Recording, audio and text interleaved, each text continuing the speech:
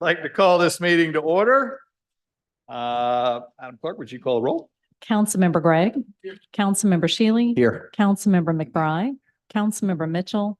Councilmember Brady. Present. Councilmember Gregory. Here. Councilmember Waring. Councilmember Seekings. Councilmember Tinkler. Councilmember Bowden. Councilmember Appel. Councilmember Parker. Mayor Cogswell. Here. Now, before I call on Councilman Gregory to give us the invocation and lead us in the pledge, I would like to ask him to come up and join me on the dais for a special recognition of his 15 years of public service. And I have an official pin. Who'd have thought? Tom Blau.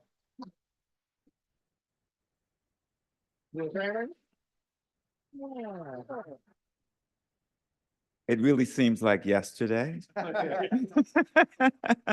I had no idea it was quite time for this, but it's been a great 15 years, and possibly another 15 years to go. We'll see.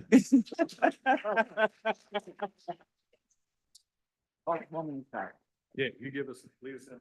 Yes, let's just take a moment of silence and pray for world peace.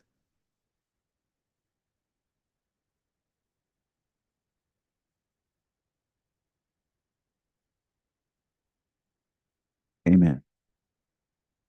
I pledge allegiance to the flag of the United States of America and to the republic for which it stands, one nation under God, indivisible, with liberty and justice for all.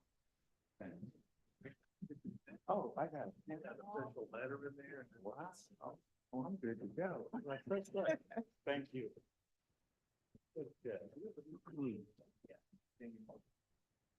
All right, just a bit of housekeeping. In the event of emergency, please make your way out of these doors here. There's not a door over there. There was a door there. Go down the stairs, out the front door. Do not use the elevator. Moving on, we have two proclamations this week. The first is a proclamation recognizing Fair Housing Month. So I am going to ask Gianna Shaw Johnson perhaps to join me up on the dais. And do we have Mr. Meadows? Okay.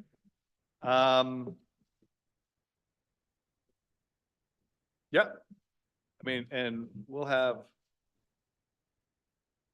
Councilman Gregory and Mitchell. Right?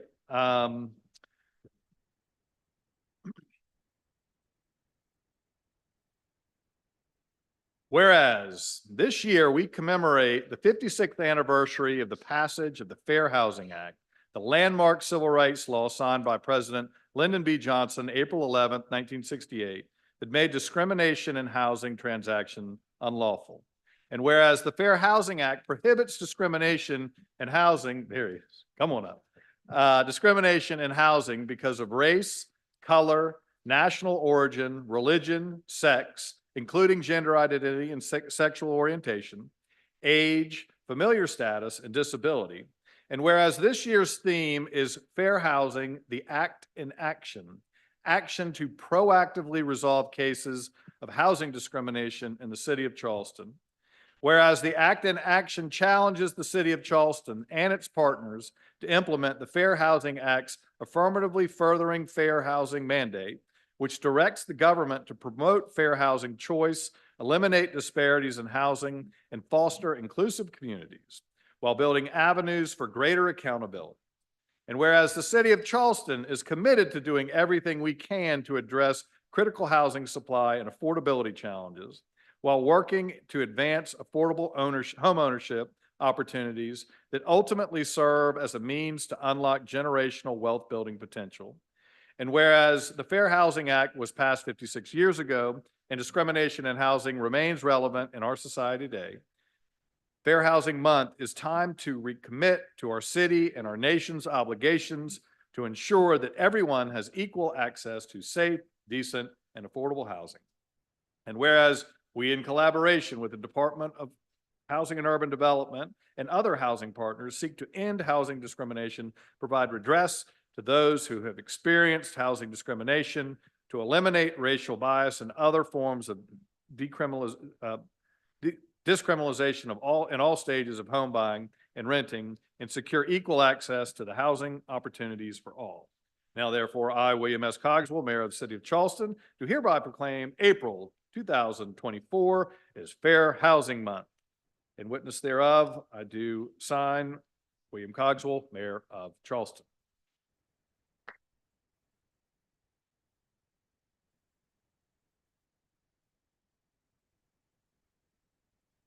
Mr. Better, would you care to say a few words?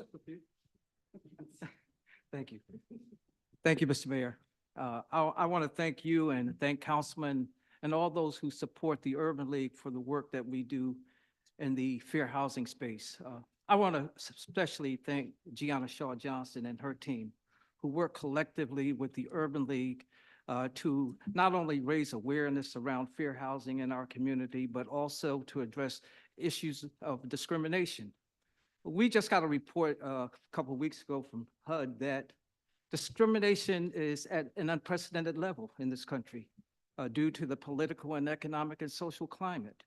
But I want to say that working with Gianna and her team, we responded to over 400 calls to the Fair Housing Hotline last year, and we filed 10 discrimination complaints to the South Carolina Human Affairs Commission. I want to say that we work hard every day to not only address discrimination, but also to work on behalf of those renters who are being evicted illegally, to work on behalf of those individuals who are paying sometimes up to $25 a day late fees, which I think is criminal. But also we're working, as the mayor has indicated, to close the wealth gap as it relates to home ownership. HUD has made a priority this year to create more home ownership opportunities in communities of color. Again, working with Gianna and her team, we were able to get a grant that allowed us to pay $5,000 down payment assistance to those individuals who bought their first home in communities of color. In the last 6 months, 12 people have become home owners instead of home renters, and 4 of those people bought homes right here in the city of Charleston. So at the end of the day, not only is it about eliminating discrimination, but it also implores us to continue to work hard. Because at the end of the day, not only as it relates to housing, healthcare, or employment, no one should be discriminated against because of who they are. Thank you very much, Mr. Mayor. Thank you.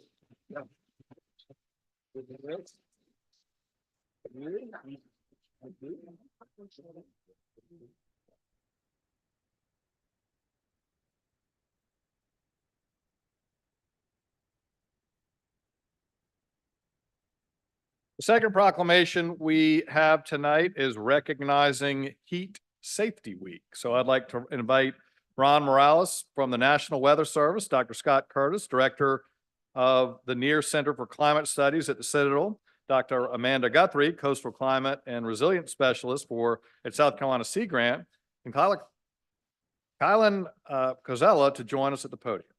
We all up here? There we go. Come on up. How are you? Do we have everyone? We got a few missing? Yeah. He's not making it. Okay. All right. Whereas the United States hazardous statistics show that nationwide heat has been the leading cause of weather-related fatalities since 1991. And whereas, according to the United States Department of Labor, dozens of workers die and thousands become ill every year in extreme heat or humid conditions, and heat-related illness and injuries can affect anyone, regardless of age, occupation, or physical condition. However, heat-related illnesses are also preventable. And whereas the City of Charleston's 2019-2020 Hazards, Vulnerability, and Risk Assessment identified extreme heat as a key city vulnerability, and whereas the City of Charleston's GIS department measured heat data across the city, identifying heat islands in various parts of the city with simultaneous temperature readings varying as much as nearly 12 degrees in different parts of the city. And whereas the city of Charleston, alongside the cities of Miami, Las Vegas, Phoenix, are in a national oceanic and atmospheric administration NOAA research pilot to explore extreme heat impacts on A, city operations and neighborhoods, B, the health of key city populations, including those with pre-existing health conditions, are pregnant, are elderly, children, outdoor workers, student athletes, tourists, etc., and C, to improve federal support and the preparedness for extreme heat days in the pilot cities across the nation. And whereas the city of Charleston, in conjunction with our local, state, and federal partners, including MUSC, the Citadel, and South Carolina Sea Grant, will work together to promote best practices to prevent heat-related illnesses and injuries. Now, therefore, I, William S. Cogswell, Jr., Mayor of the City of Charleston, on behalf of all of our citizens, do hereby proclaim April 29th through May 3rd, 2024 as Heat Safety Week.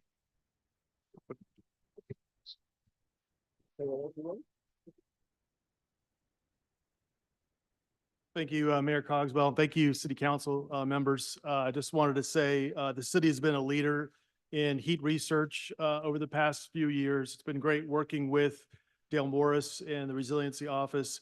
We're actively working on heat research in many areas of the city. In fact, you come out this summer, you'll see Amanda and me on Drake Street doing some heat measurements. We're working hard on heat communication, and also we're trying to understand the most vulnerable populations in our city to heat. We're working with MUSC, as the mayor said, to really understand about the heat health risk that we're suffering right now and that will continue to be a problem into the future. So thank you very much. Thank you. Make it official.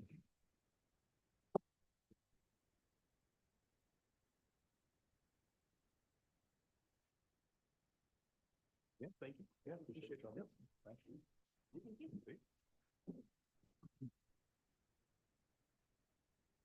All right, we are now moving on to public hearings. We will have Christopher Morgan present. We are, as usual, going to take all of the items together. We'll reserve comments and questions until after the presentations. I do want to note that the applicant for the first item on the agenda has asked for a deferral. So we'll have to vote on that separately, but with that, I'll turn it over to Mr. Morgan. Thank you, Mr. Mayor, members of council. Yes, just to go through these real quickly, and I won't go through this one any more than to just show you the map of it, but this is the one that's been deferred tonight, but it's 48 Courtney Drive, a request to go to the accommodations overlay that's been deferred by the applicant. And then the others are recent annexations. So we'll go through those super fast. We have 102 Collingwood Avenue in West Ashley that is coming into the city as SR2. We have, those are all the images there. We have 1 Sycamore Avenue that's coming in the city as SR2 as well. And then we have 25 Riverdale coming in the city as SR1. And then we have 49 Avondale coming in the city as SR1.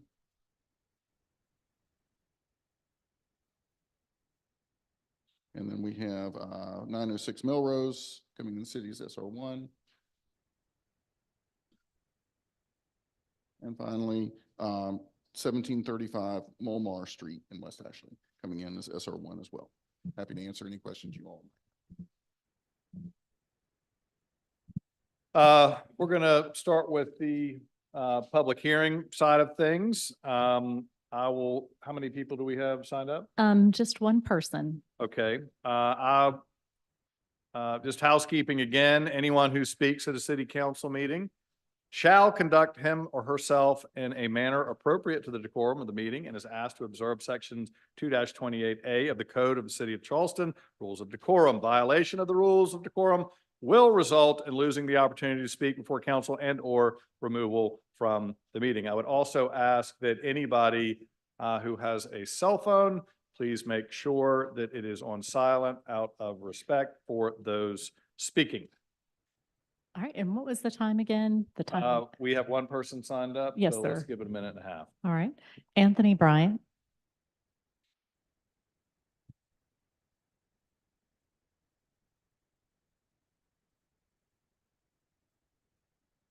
Since there was a deferment, I'm not gonna be germane to the subject in terms of these annexations. I want to talk specifically to that. I'm deeply concerned about these annexations for a couple of reasons. One reason is the fact that some of these single-family houses are in existing older neighborhoods. And what I'm finding is the houses on the corners are being changed to general business. It's a pattern here. They get the GB zoning and then they go into a variance level. They go to the BZA technical board.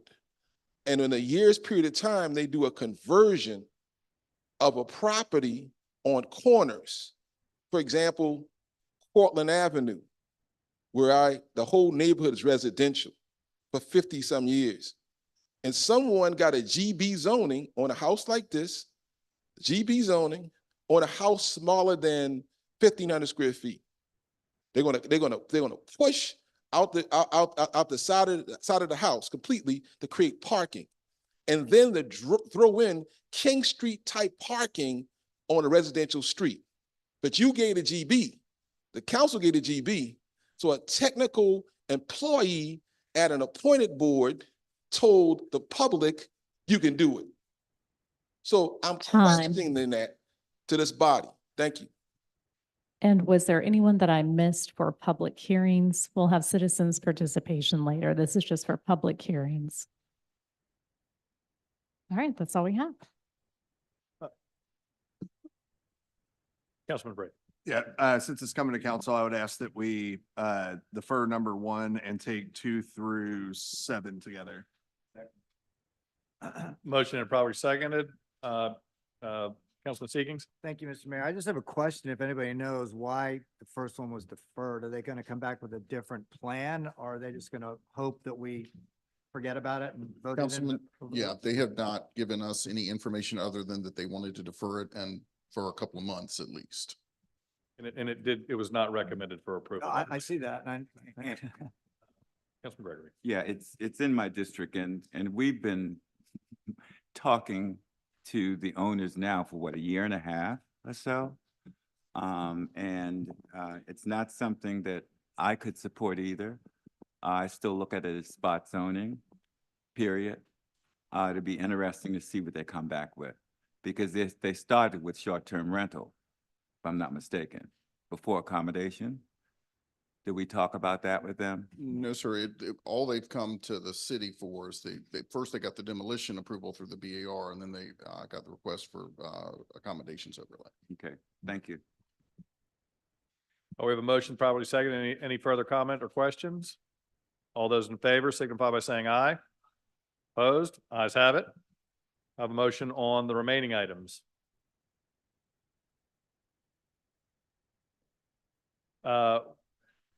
Just as a point of order, I'd ask as a joint motion for the deferral of 1 and then 2 through 7 together. So We have motion. We're good. We're good. We're good. Mr. Mayor? Councilman Gregory.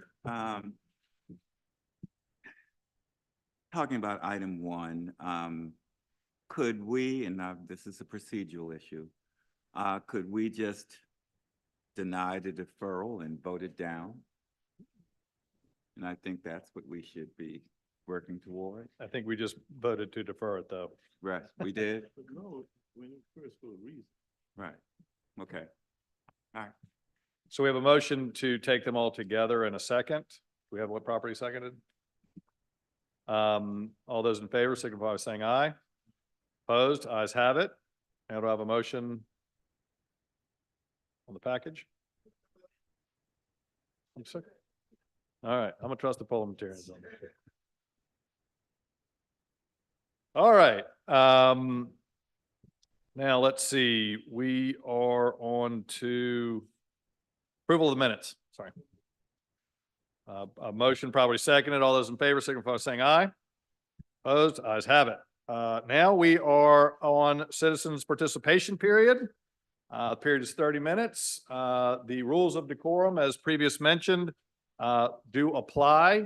Please be respectful. And please, again, everybody make sure you have your cell phones off so that we can hear and not be interrupted. How many people do we have signed up? We have 8 people.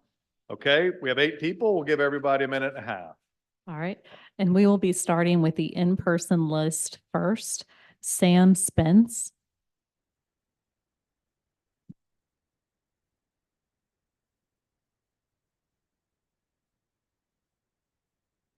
Hello, Council. I'm Sam Spence from the Preservation Society of Charleston. You'll see this coming up in your committee reports again in a little bit, but here to talk to you today about the resolution approving getting the ball rolling on the TIF and the mid for Union Pier.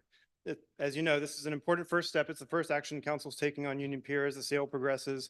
And for one, local contributions to this project give some skin in the game, give the city some skin in the game to make sure the project retains public benefits as it moves forward. Because at its core, TIFs are about public benefit. And so I would encourage you all to think specifically about what benefits Union Pier will provide Charleston and its residents. That'll be key as you all make the case for the TIF as it goes forward. Think beyond roads, water, and sewer. Think about what the city can do to make Union Pier accessible for all. A TIF and a mid have always been a part of the conversation on Union Pier, but they don't have to be the only things that are part of the conversation. So I would encourage you to think creatively, to leverage additional public funding resources to ensure that TIF and mid funds are used most effectively. And remember that as long as public funding is involved in this project, the city council plays an important accountability role on Union Pier. And of course, the Preservation Society looks forward to working with you all on this. And one other thing, if I may, I'm also interested in the item on the Ways and Means agenda from this week, expanding the city's architectural survey to include resources associated with African-American heritage. And as you know, this was a recommendation in the comp plan, and it's a part of our advocacy of the Preservation Society. So we're excited to see it move forward today. Thank you. Mohammed Idris.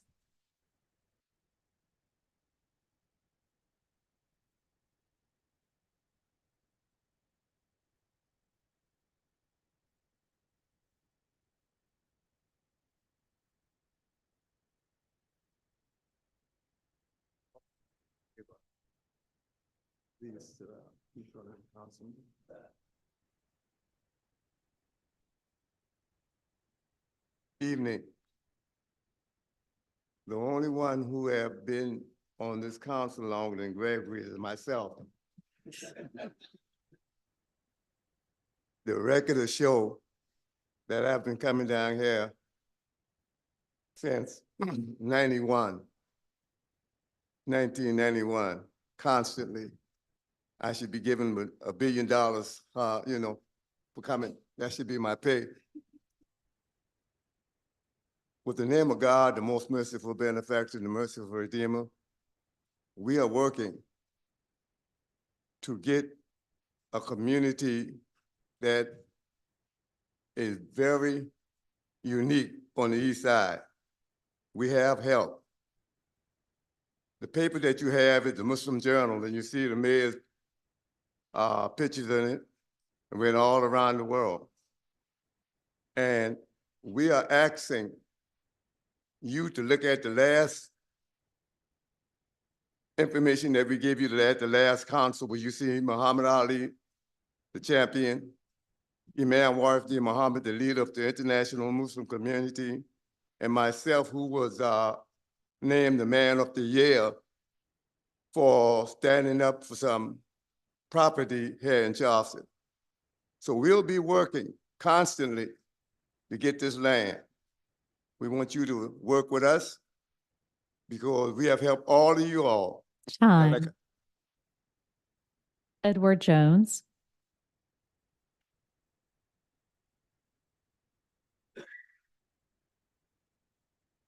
Good evening, Mayor and Council. I was coming down to City Council meeting. I was sitting in this corner being quiet. And I'm standing here to tell you, as of today, I will not be quiet anymore. Some of you all been on council long enough to know what my issue is. My issue is with the recreation department. What they are doing and what they ain't doing for our kids. All right? The little black and brown kids run around the city of Charleston. You go to the majority of the parks, Westchester, West Ashley, Denman Park, Forest Park, Willie Gaines Park, Leonard Park. You come to the Peninsula, Mitchell Park, Martin Park, Mall Park, St. Jude Divine Center, and the Shaw Center. Go look in those facilities, and I want y'all to tell me that would be a place one of y'all would want to send y'all kids. It's a shame. These are kids. These are our future in the city of Charleston. I was in it for the past 10 years, and ain't nothing happened yet. Now, if y'all can go home and can lay down in the nighttime and sleep, until y'all out there seeing these little young bodies laying on the ground, 10 years old and older, bullet in their buttocks to see on the park shooting basketball. And if the building were open so the kids can get into, we wouldn't have these problems.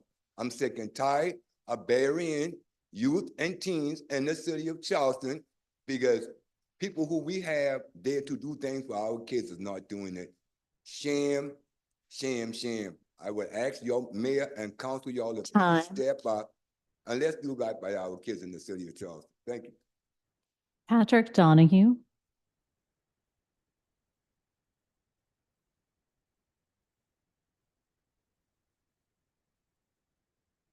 Really fish out of water, but I'm not here to sling mud in the eyes, but rather wipe the scales from the eyes.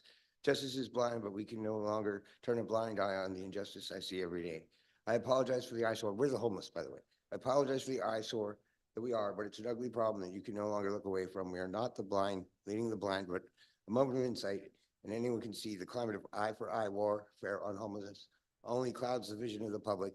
They lose sight of the issue and focus on the victims. It's time we take a good look at the problem with fresh eyes and revise the current views of us being a problem demographic rather than a demographic with problems. And do this before the hope of all help ends. It's only a sight for sore eyes. We have people that will work within our community. We want to make it better. I clean the streets in West Ashley. You know, you can check the site and there's just, we'll help too. You know, I'm just a homeless guy. I've never done this before. I want to help. That's all. And there's a lot of people I talk to. I feed them every day. They can't get here, right? It's a desperate situation. And we got to take our part, but there's people here that will fight. And we don't know how to represent ourselves. So this is my first time. Nice to meet you, Mayor. I'll do anything I can to help another person. So here I am. And I know more people and it will help you rebuild whatever we can do. Okay? That's all I can do. If anyone can help me help others, please. God bless you. Gordon Cashwell. Hi, I want to first of all say thank y'all for being public servants. I appreciate you so much. I know it's a lot more than just showing up at meetings and making decisions, but many of you get calls from people in the community, you need to be up in the middle of the night. I know many of you have received calls from me, Councilmember Gregory Mitchell. Lewis isn't here anymore. The mayor is always me wanting money or buildings or a park they haven't been in. And so I wanted to let y'all know I'm back. And if I ever need anything, you can count on me to be here. And I don't need money today. I need you to come to an event, National Day of Prayer. And I want to say the Bible says to pray for leaders. There's many people in the city that pray for city council and mayors, but we do have a federal law, and it's on this flyer that was given out here. As the president shall set aside and proclaim a suitable day each year other than the Sunday as a National Day of Prayer on which the people of the United States may turn to God in prayer and meditation at churches and groups and as individuals. And May 2nd, Thursday, is the National Day of Prayer this year as proclaimed. And I know that our civic leaders don't want to be lawless. We all want to go by the law, and that is to pray that day at 12 noon at Marion Square. The mayor will be there. Some of you already said you'd be there. It's so good to see you. Good to see Edward Jones. He's a true public servant. He's serving behind the scenes. And that's all I have to say. Just please come out if you can to Marion Square, 12 o'clock. And if you come, if you've never come before, we'll let you sing or something like that. Or at least we'll all pray together, which how many people think we might need a little prayer in our city and our country? Wouldn't hurt anything. So come pray with us, 12 noon, May 2nd. Thank you. Anthony Bryant.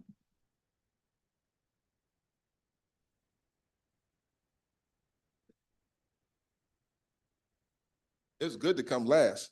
I was at the Ports Authority meeting. I was there. CEO report, property acquisition, project Riptide, acquisition of Union Pier Development, 65 acres. Property disposition, project Triton, the old contaminated paper mill, West Rock. I was there.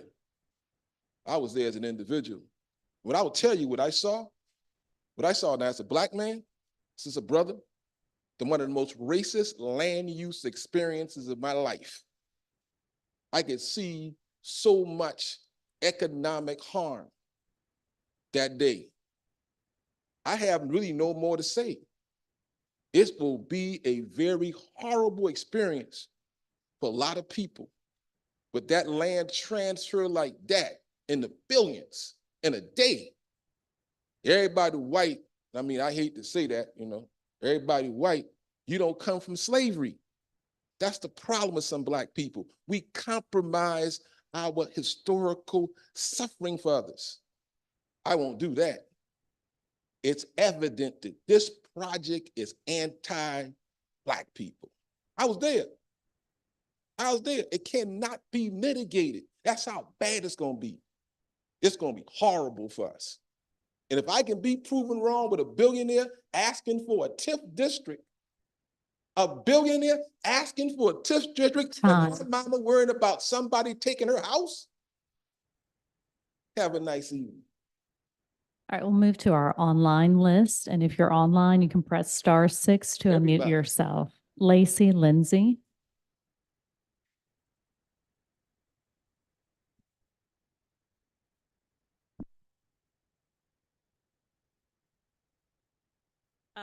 I'm here tonight to join my voice with the chorus of others who have worked tirelessly in calling for a ceasefire resolution.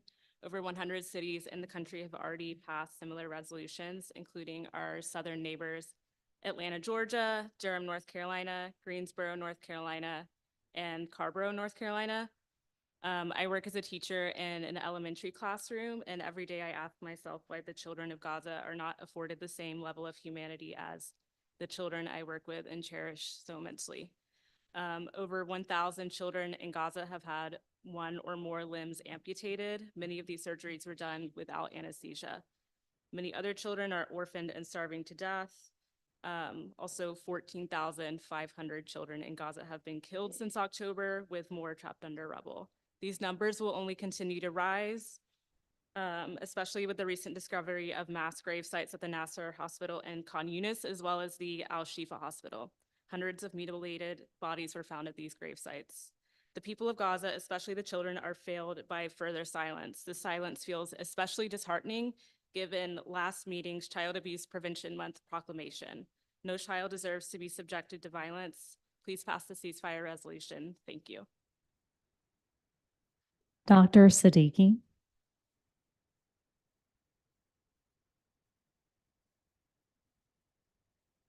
Hey, I'm also with Free Palestine Charleston.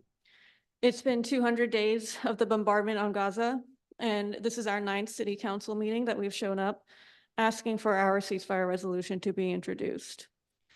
And yet it seems in these chambers that this issue is being minimized as an issue of religion or an issue that exclusively impacts a fraction of the community. You've seen us all show up as people of different races, every race, religion, every ethnicity, every gender. Clearly, this is a humanitarian issue. This is not just an international or a national issue. This impacts all of us. This is not just a war. This is the worst conflict many of us have seen in our entire lifetimes. Every 10 minutes on average, a child is killed in Gaza. In the next hour that we're sitting here, 6 children will be killed in Gaza, either by direct bombardment, by targeted snipes, or by starvation. It's not too late to take a stance. We have given you all the information we possibly can to illustrate that this is an atrocity. You've seen the pictures, you've heard the voices, and you've heard the cries. You have our resolution. We urge you to do more. Thank you. Was there anyone that I missed? All right, and we did receive some comments online. 2 comments were received urging council to pass a ceasefire resolution. One comment was received that said fencing was erected in front of a restaurant in preparation for the bridge run, which created confusion and prevented business operations. The commenter requested that the city take a more active role in the future in coordinating with local business owners and employers to minimize disruption and remedy impacts during future events. One letter was received asking council to review various ordinances and to make the language more concise and clear for everyone. And those were all the comments we received. Thank you, Madam Clerk. Moving on now to petitions and communications. We have 4 municipal judge appointments before council, which were all approved unanimously by the Public Safety Committee. I have a motion properly seconded. All those in favor of adoption signify by saying aye. Opposed? Ayes have it. We have no council communications or consent agenda items, so moving on to committee reports. I would like to call on Councilmember Gregg for Ways and Means. Motion properly seconded. We have a question from. Correct. It's as amended, reflecting the deferral of the fire department contract. Thank you. Do you have a question, Councilman Parker? Yes, thank you, Mr. Mayor. I do have a question on number 8. The resolution from legal. Is there a reason that, and I apologize, I just reread the resolution. Is there a reason or should it have come to community development?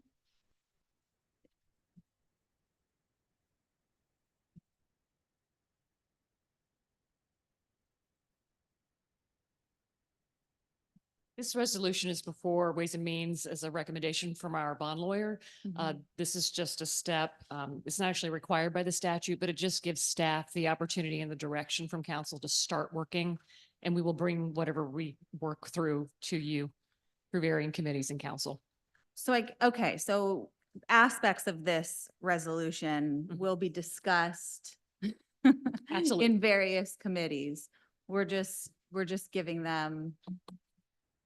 Okay, all right, thank you. We have a motion properly seconded for the amended approval. All those in favor signify by saying aye. Opposed? Ayes have it. Next, we have bills up for second reading. There are 7 items. Second. We have a motion and probably seconded to take items L1 through 7. All those in favor signify by saying aye. Opposed? Ayes have it. So move for approval, seconded. All those in favor signify by saying aye. Opposed? Ayes have it. Now, this is where I get confused. I'll keep talking. Shall these bills pass? Shall these bills pass, the titles thereof be changed to ordinance and be ordered engrossed for ratification? Okay, motion in a second. All those in favor signify by saying aye. Opposed? Ayes have it. Now I'm going to sign like the wind.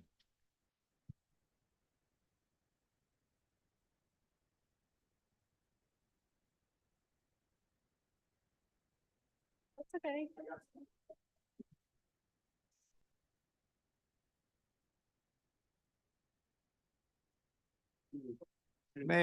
Mayor, while you're signing, if I might just really quickly, I know we're going to have committee reports at our next meeting, but today at TNT, we took up encouragement of seeking a grant for the Rethink Folly Road project, which could mean some monies for us. So if you know anybody on county council, please encourage them to also pursue this grant. The grant is actually not due, but the commitments and support they want at the BCD COG by May 1st, which is Monday.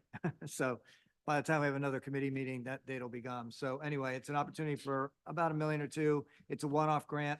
They're going to apply for it so we can get that project design phases 2 and 3. So encourage your county council members, please, to see if they can find some money for the local match, which is 20 to 30%. Thank you.